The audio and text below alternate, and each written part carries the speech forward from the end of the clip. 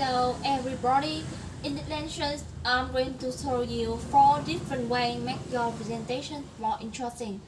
Right from the start, welcome back to English for Professional. I'm Darius and I'm here with another short lesson for you busy people. Now let's start the lessons. 4 different ways to make your presentation more interesting. The first technique you might want to try is to focus more on the why than the what. Most of the time, the audience will already knows what the topic of your presentation is. So, don't start with the user today. For example, I'm going to tell you about instead focus more on the why. Tell your audience why this topic is relevant and important by telling a personal anecdote. A personal anecdote is a short story about something interesting you experienced. It could be about a conversation you had in work, something that happened when you were on holidays, a problem you discovered, or an idea you can fix. Remember to keep it short, interesting, and make sure it's connected to the reason you are talking to your audience, the growth of your presentations. And when you come to the main point, your anecdote, you can say something like this. So, why am I telling you this story? Well, the growth or objective of my presentations is to, and then you can use words like this, virtual YouTube, convenient YouTube, and so on. A personal anecdote could start like this. 3 months ago, I had a meeting with my boss, and about years ago, I discovered a major problem in our marketing strategy, and so on. Another technique that can capture the interest of your audience right from the start is to a rhetorical question. So, what is rhetorical questions?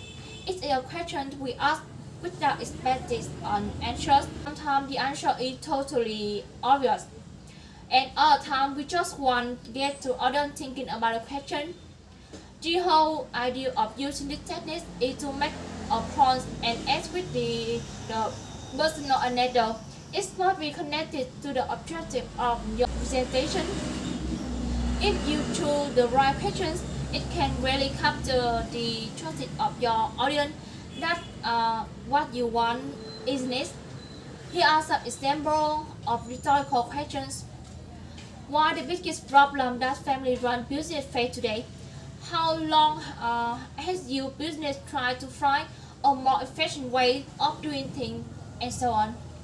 A quick tip here: when you ask a rhetorical questions, pause for a couple of seconds before continuing.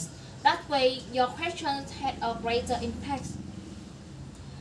The next technique I want to talk about is to give an amazing, surprising, or shocking fact or statistics. If you want to try this technique, think carefully about the facts or statistics you want to share. It can be something your audience already knows. It must be connected to the aim of your presentation, and it should be amazing, surprising, and shocking enough to capture their interest. Here are some examples. In the last 12 months, employee turnover had increased by 22%, or there are 14 million jobs directly related to mobile phone industry. Add with rhetorical questions, pause for a second or two after giving your factor statistics to create a bigger factor. The final technique I want to share is to tell your audience to imagine something. By using the word imagine, you help the audience to use their imaginations and start visualizing the things. This technique can help your audience to experience certain feeling and emotion and should capture the interest. Here are some examples.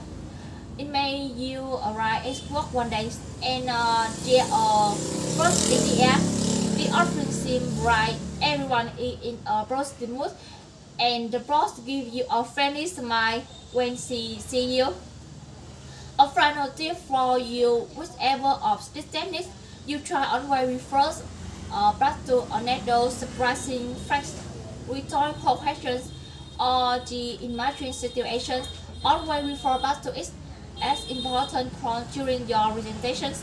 That should keep your audience interested, and you will have a common thread running through the whole of presentations. That brings us to the end of this lesson. I hope you found this useful, and I hope you get a chance to try out some of those techniques in your next presentations. Thanks a lot for watching and see you soon.